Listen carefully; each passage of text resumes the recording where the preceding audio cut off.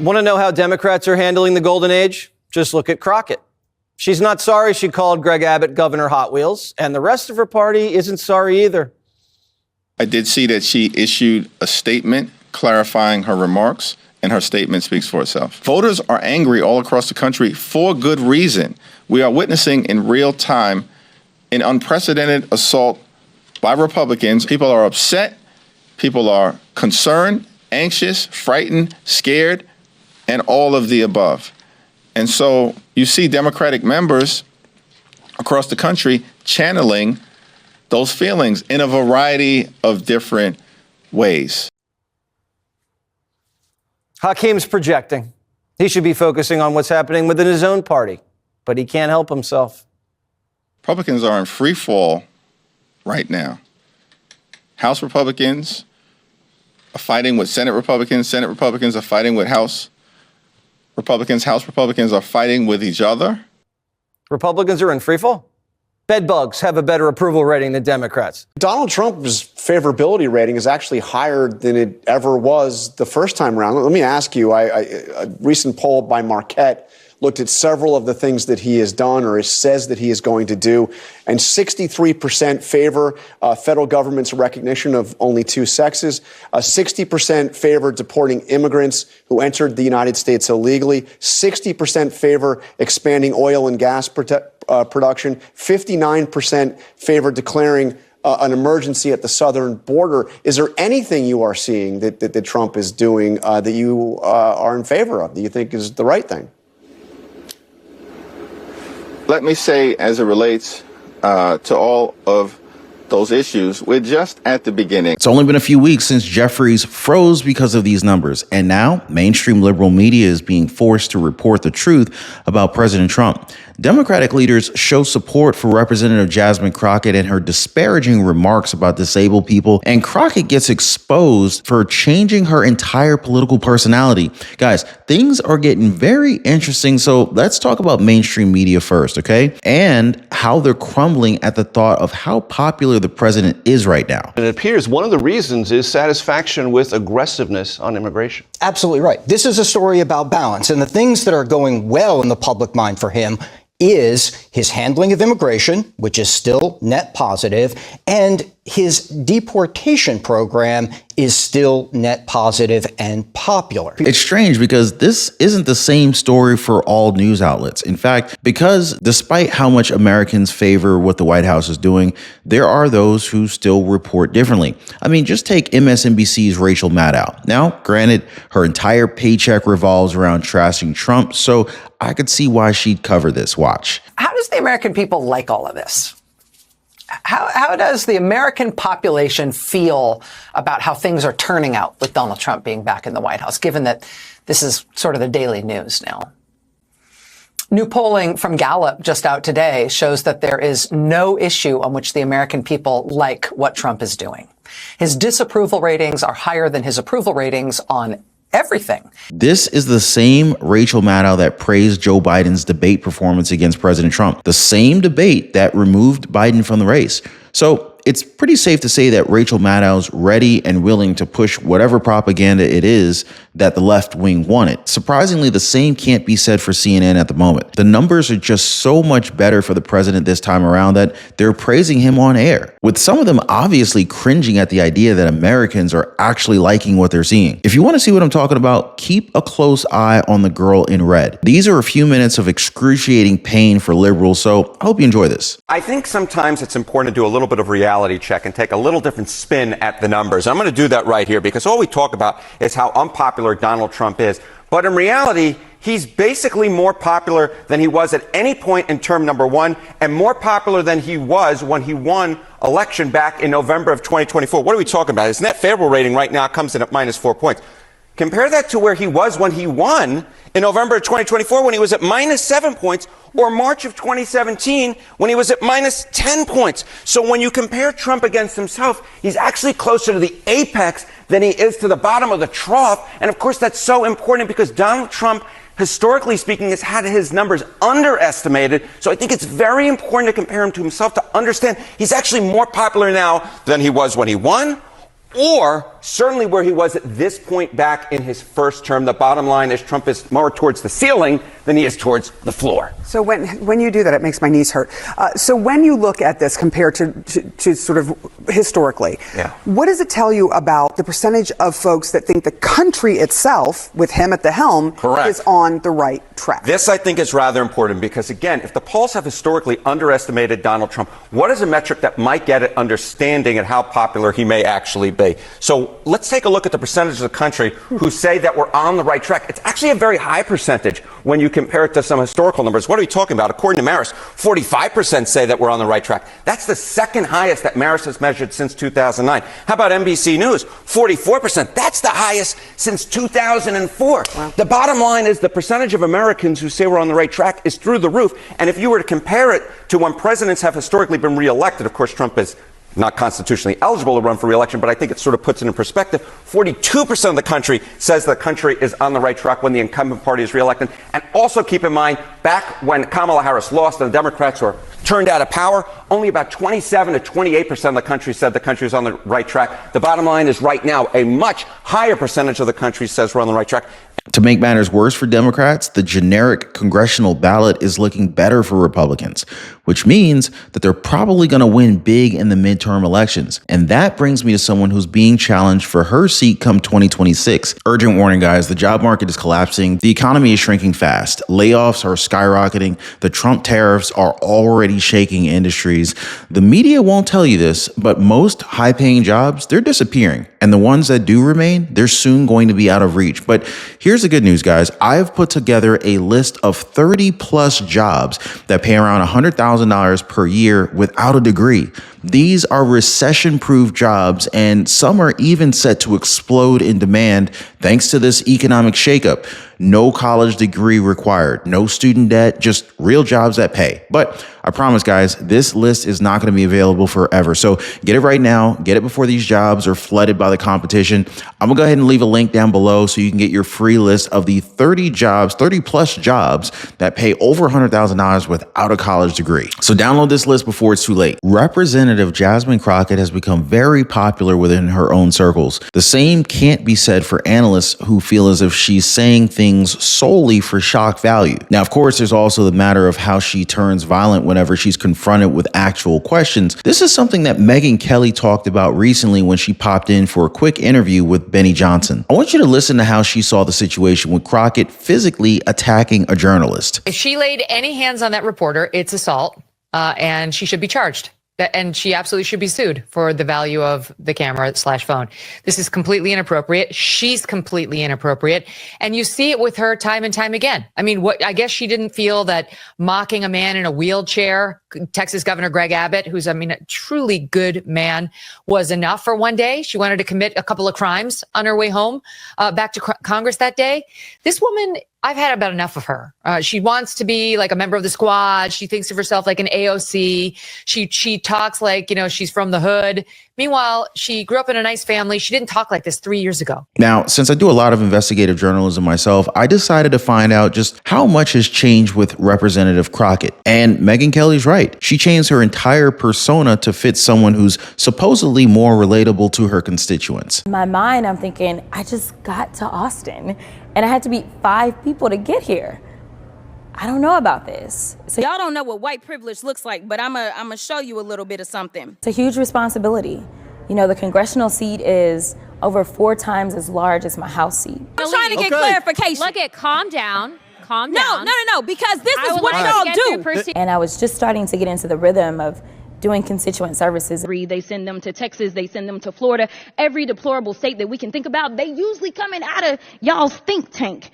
There was someone that talked to me and said, in fact, a former ambassador in the Clinton administration. Please calm down. Don't tell me to calm down. Calm down. Because y'all talk noise and then You're can't out of take control. He said, Jasmine, what you have to realize is that if you are really going to make change, it's not going to be in the Texas House. He said, you did a great job playing defense, but you have a chance to play offense. If someone on this committee then starts talking about somebody's bleach blonde, bad built butch body, that would not be engaging in personalities, correct? I had no idea what you just said. The management, so to speak. changes. It's not just always one party that has everything. Wow. Now that we've seen how drastic her change was, the same can be said for the party. Instead of saying that they've messed up, they're doubling down. I mean, you saw how President Trump's numbers looked like, right? Even mainstream liberal media can put two and two together. President Trump just dropped a bombshell plan that could wipe out taxes on tips, overtime pay, and even Social Security benefits. And guys, this is just the beginning. In fact, this is what, as President Trump calls, this is Liberation Day in America. It's fantastic, attended by a lot of great women, All women are great. So this is the beginning of Liberation Day in America. We're going to take back just some of the money that has been taken from us by people sitting behind this desk or another desk that's not quite as nice, but they have their choice of 7, as you know. Liberation Day. That has a good ring to it, doesn't it? Millions of Americans could finally breathe again.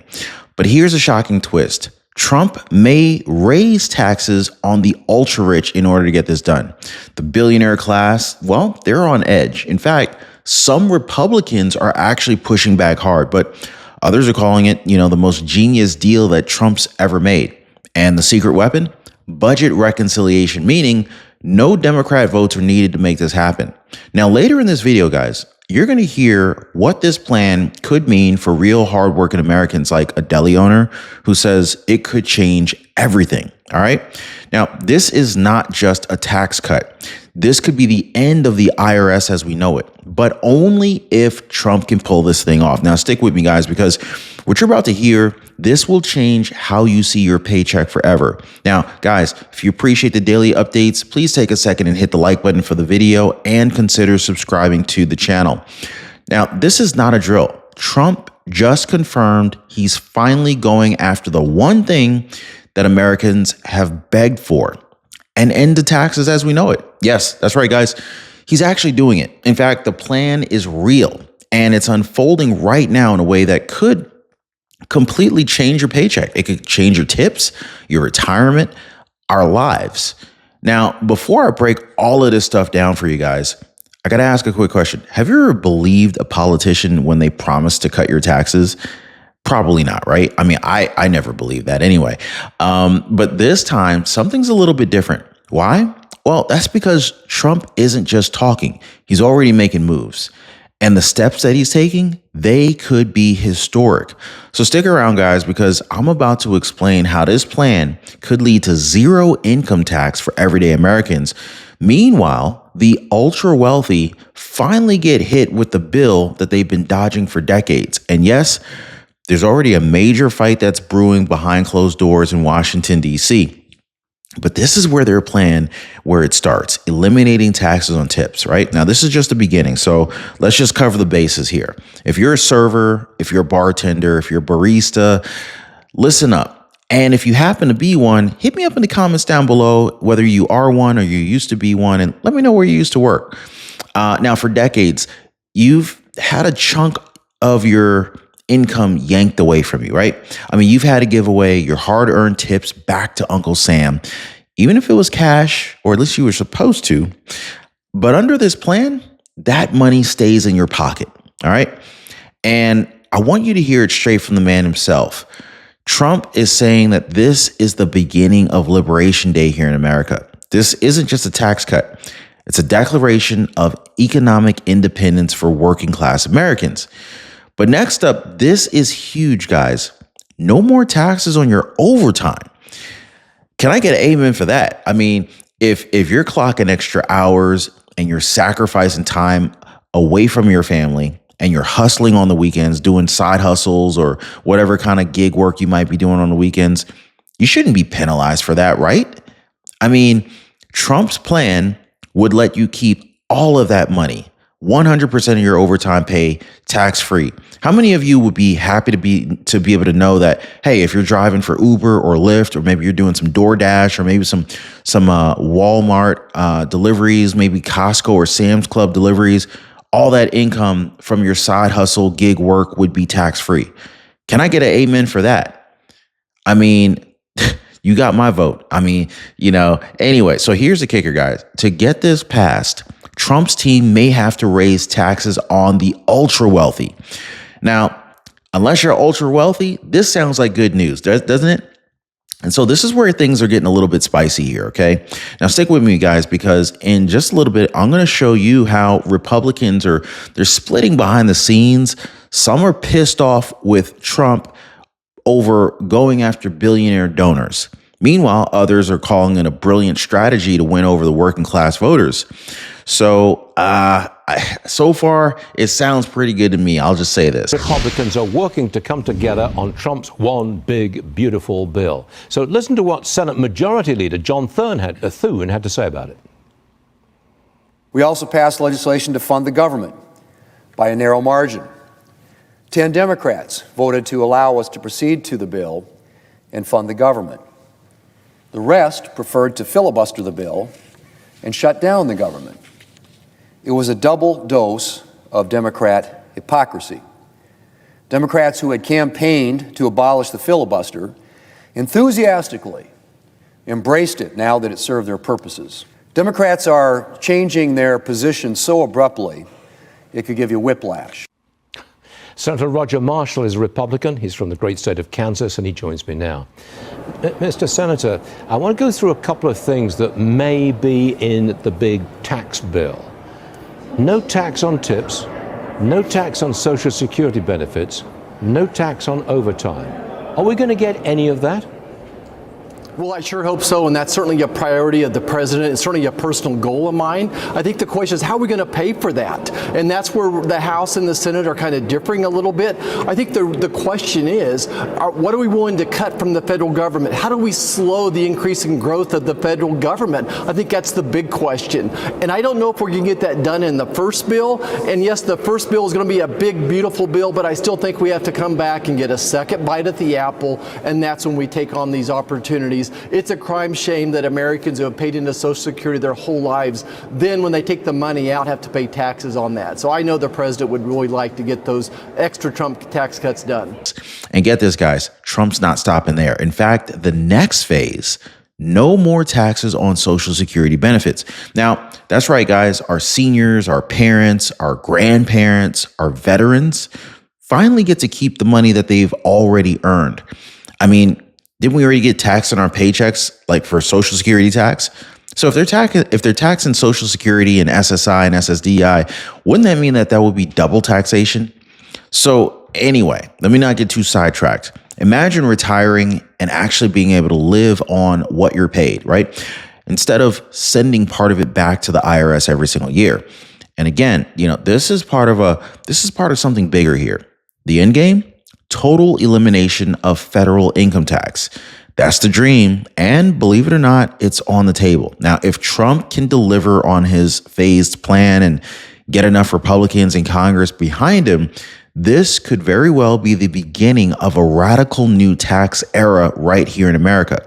But don't get too comfortable yet, guys, because in the rest of this video, I'm going to break down why Democrats they're gearing up to fight this thing tooth and nail. We're going to talk about how Trump plans to actually use what's called budget reconciliation to sidestep the Democratic votes completely, and also why some GOP Republican insiders are terrified about what happens next if this backfires. Now, you don't want to miss what's coming up next, because if this thing goes through, we could be witnessing the beginning of the biggest shift in economic American policy in generations, guys. But stick with me, because what you're about to hear is going to blow you away. All right, now buckle up, guys, because this is where the plan gets really controversial. Now, we all know President Trump is pushing to end taxes on tips, overtime, and even Social Security. But the big question on everyone's mind is, how are we going to pay for this thing, right? Well, now we know. According to senior White House officials, Trump is seriously considering a move that it's already causing shockwaves in Washington, D.C. In fact, he's willing to raise taxes on the rich. You heard that right, guys.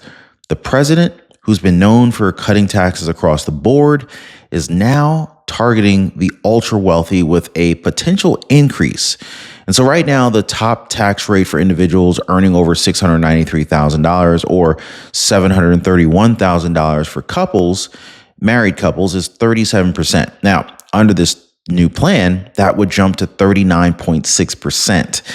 Now, that might not sound huge on paper, but in Washington, D.C., oh, this is a political earthquake. And so coming up, guys, I'm going to explain how this move could be Trump's secret weapon to bypass Democratic resistance and also pass the most aggressive tax reform since Ronald Reagan. And also why some Republican donors are livid about this. They're pissed off at Trump. Charge countries for doing business in our country and taking our jobs, taking our wealth, taking a lot of things that they've been taking over the years. They've taken so much out of our country, friend and foe. And frankly, friend has been oftentimes much worse than foe. And this is very modest. And what we're going to be doing is a 25% tariff on all cars that are not made in the United States. If they're made in the United States, there's absolutely no tariff. We start off with a 2.5% base, which is what we were at, and we go to 25%. And basically, as you know, and as you've been saying, not reporting as accurately as it should be reported because it's a massive story. Business is coming back to the United States so that they don't have to pay tariffs. And I think also because of November 5th, the election, they're very happy. AI is coming back to levels that nobody's ever seen before. It's a new, sort of a new business, I guess, when you think about it. But it's plants are going up all over the United States, and many of them have already been started. So why would Trump, the master of the tax cut, even think about raising taxes? Well, for three reasons, guys. So first off, it offsets the massive cuts for everyday Americans. And, you know, if we're going to eliminate taxes on tips, overtime, and Social Security, the government needs to be able to show how it's going to be able to balance the books. But the second thing is it helps Trump sidestep Democratic attacks, right? So by raising taxes on the rich, Trump can say, hey, see, guys, I'm making the wealthy pay their fair share. And so that's the messaging behind, this is the messaging that completely blunts the left's main argument. And third, well, it could help get the 2017 tax cuts extended, which are set to expire in 2026. Now, if nothing happens, everybody's taxes will go up. So Trump's trying to basically strike a deal before that deadline runs out, okay? But don't think it's going to be easy. In fact, some Republicans are already furious about this. The idea of raising taxes, even if it's just 2.6% on the rich, it goes against everything that many of them have campaigned on.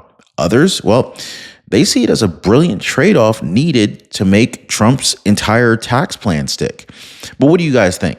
Should Trump tax the rich and let the majority of Americans have their taxes eliminated or at least drastically reduced? Let me know what you think on that one. So, and now on top of that, we're learning that taking back includes taking from the billionaires who've profited. Meanwhile, everyday Americans watch their paychecks shrink. And so this is the kind of move that could shift the entire 2024 or I should say the entire 2025 and 2026 political landscape. And so Trump may be setting the stage for the return of working class power, for the decline of billionaire tax shelters, and the permanent end of taxes on your wages and your retirement benefits. Like, that is freaking huge. Now, this is only phase 2 of a much bigger story, guys. In the next part of this video, I'm going to reveal how Trump's team, they're using this backdoor strategy called budget reconciliation to bypass Democrats entirely.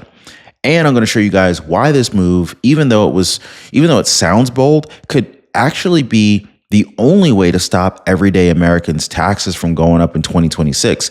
So don't go anywhere, guys. This next part could explain the most important financial change of our lifetime.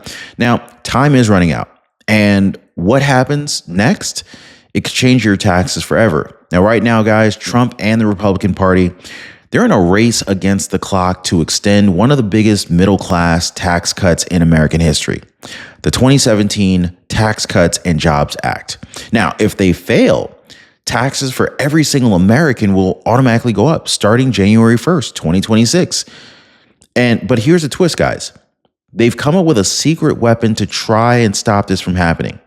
So instead of waiting for Democrats to agree, which they probably won't, Trump and his allies in Congress, they're trying to use something that's called budget reconciliation. Now, it's a special process that allows certain bills to pass with just 51 votes in the Senate. So that means no need for Democratic support. Does this sound familiar to you guys? Does anybody remember this one? This is the same process that the Democrats used to ram through their $1 trillion spending bills during the Biden's administration. Remember that last stimulus check, the third stimulus check that went through? The Democrats used the reconciliation process in order to make this thing happen for them. So now Trump seems to be flipping the script on this one. So later in this video, I'm going to break down exactly how this accounting trick works, what the Senate parliamentarian is about to decide, and why this one rule could make or break Trump's entire tax plan, including those cuts on tax, those cuts on tips, Social Security, and overtime. So even with this reconciliation strategy in play, it's not a done deal. This is because the Senate parliamentarian is essentially the rule book referee of the Senate. They still have to decide if the math behind this plan is even legal. And so right now, Republicans are using what some call magic math to justify extending the tax cuts without adding it to the deficit. Now, Democrats, they're already slamming this thing. They're calling it dishonest, and it's a scam. That's what the Democrats are calling it, right? But if the parliamentarian signs off, then Trump's plan moves forward very fast without needing a single vote from the left. You see that, guys? And just like that, business could boom, jobs could return, millions of Americans could finally see relief in their paychecks instead of watching it disappear in federal taxes. And so why does this matter more than you think? Well, guys, this is not just about politics. This is your money. Now, if Trump can get these tax cuts extended while cutting taxes on tips, overtime, and Social Security, I mean, we're talking about a complete reshaping of the American economy. And if he can't get the parliamentarian to approve the plan, or if reconciliation fails, well, everybody's taxes are going to go up in 2026. Every tax bracket, every worker, every retiree. That would be horrible if Trump can't make this happen. Does anybody want to see a smaller paycheck come in? I don't. And so that means all of this could go up in smoke, right? Now, in the next part of this video, I do want to show you guys exactly how much more you could be paying if the 2017 tax cuts are allowed to expire, and how President Trump's plan to raise taxes on the rich could be the bargaining chip that makes this entire thing work. Now, it is bold, it is risky, and it's all coming down to one decision in the Senate. Now, stick with me, guys, because what happens next will affect your wallets in 2025, 2026, and likely for years to come.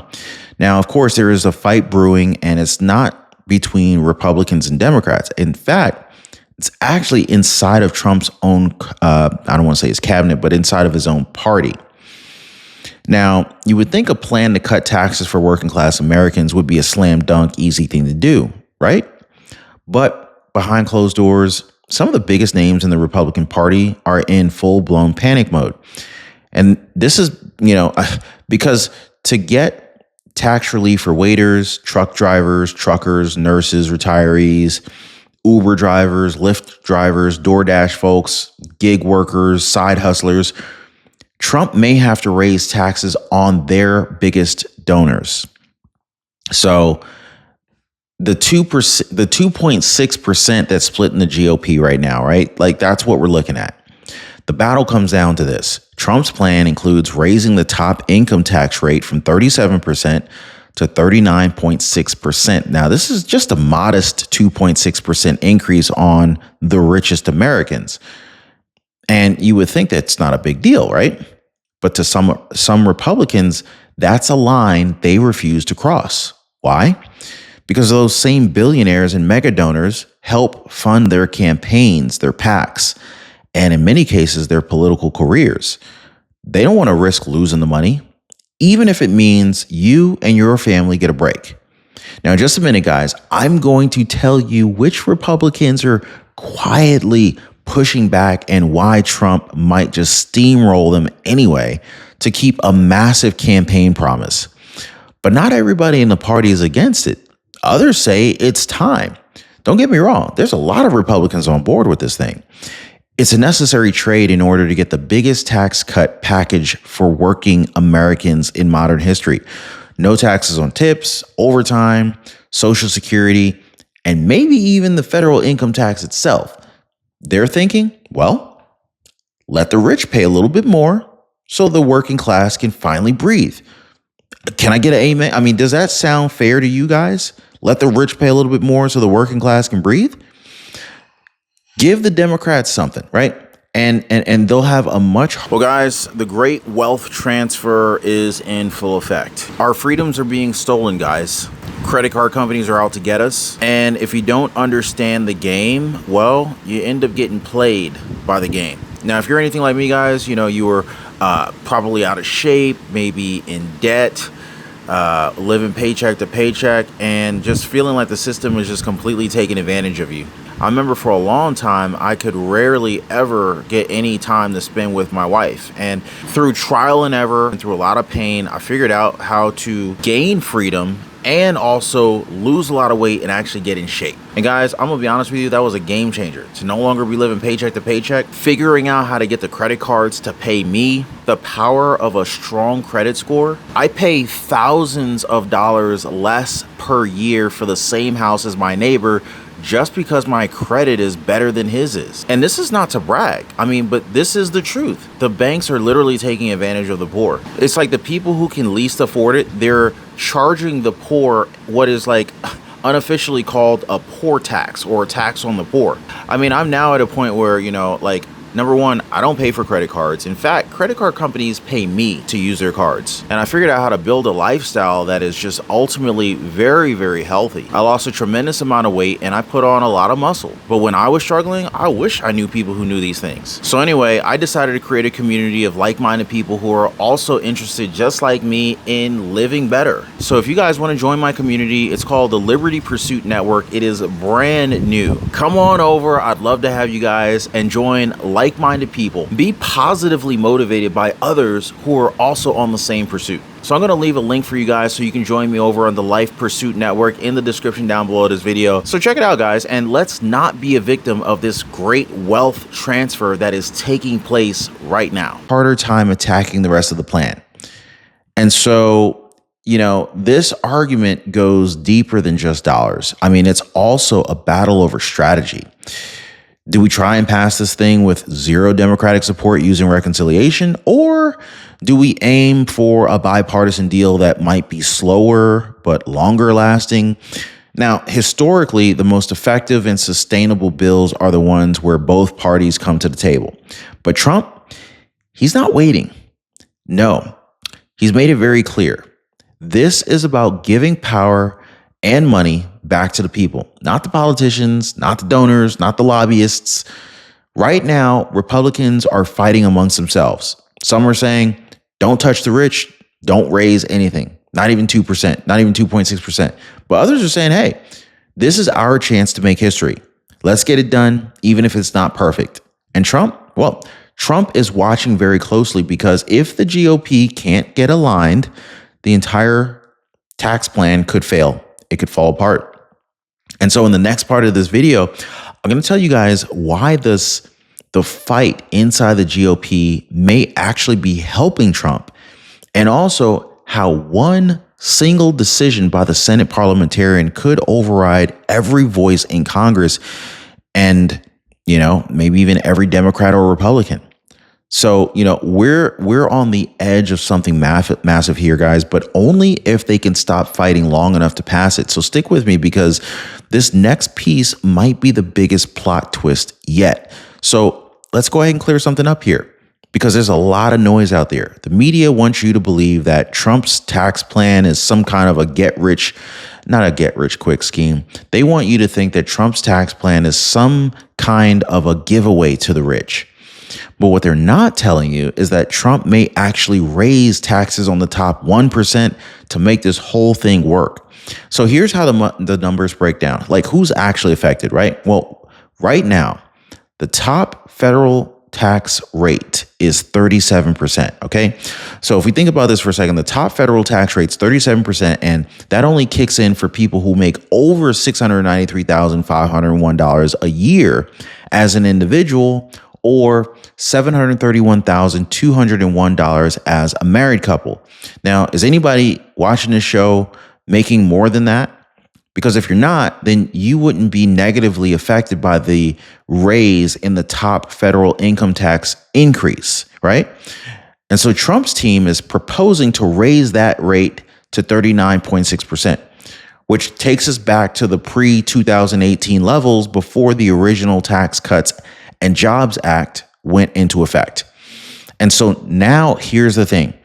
Only 1% of taxpayers are even in this tax bracket, but they already pay a disproportionate share of the nation's income taxes. So this slight increase, it's targeted. It doesn't touch the middle class. It doesn't hit small business owners. It's designed to protect your paycheck, not take it. Now, coming up, guys, I'm going to actually share with you guys exactly how this tax shift could unlock zero taxes on tips, overtime, and even Social Security benefits, and also why some billionaires are quietly panicking behind the scenes. Now, I want to give you a real life example, something that's stuck with me ever since I heard it. There was this deli worker, and they were asked what it would mean if tips were no longer taxed. And what he said was simple, but it was very powerful. He said, if my tips weren't taxed, I'd lower the prices in my shop. That way, customers save money. They feel more appreciated. And I would probably get tipped more anyway. Now, think about that for a second, guys. Lower prices, more tipping, more customers. That means more money flowing into the economy. It means more people visiting local businesses. It means families actually having a shot at keeping what they earn. Like, what? How does that sound to you guys, right? So take a little more from the top 1%, right? Take a little more from the top 1% so that the rest of America can finally breathe. And guess what? That deli worker, he's not the only one that's thinking this way. Business owners across the country, they're watching this plan unfold. Because if tips, overtime, and retirement benefits are no longer taxed, well, then everything changes. And so in this next part of the video, I do want to share with you guys how Trump plans to get all of this done without a single Democratic vote, and why a little-known Senate official actually holds the power to make or break this whole thing. Now, trust me, guys, you're not going to want to miss this, because we're standing at the edge of one of the most aggressive tax revolutions in modern history. And so what happens next? Well, what happens next, it affects your job, it affects your family, it affects your future. So definitely keep watching, guys. All right, now let's just zoom out just for a second, because this tax plan, it's not just about the numbers, it's about people. If you cut taxes for working Americans, especially those in food service, hospitality, hourly jobs, you do more than just give them a raise, you unlock the economy. Now think about this. If a server gets to keep their full tips, if a factory worker keeps their overtime, if a retiree keeps their Social Security, that money's going back into local communities. They're not stashing that cash in some offshore account and then, and doing God knows what with it, right? They're spending the money. They're spending it at grocery stores. They're spending it at the gas station. They're spending it at their neighborhood diners and restaurants, right? That spending supports small businesses, and those businesses grow, hire more people. They pump even more energy back into the economy. And so here's the part that this is the part that has a lot of these economists just kind of watching extra closely. More spending means more jobs. More jobs means stronger families. Stronger families means a stronger America. But it only happens if Trump can get the votes. And so we now have confirmation from inside the White House. Officials are actively working on this plan. But here's the catch. Trump needs every Republican to back this thing. There's no room for division here. So even if a few GOP senators break ranks, this entire plan, it could collapse. And the dream of paying no taxes on tips, overtime, or Social Security, gone.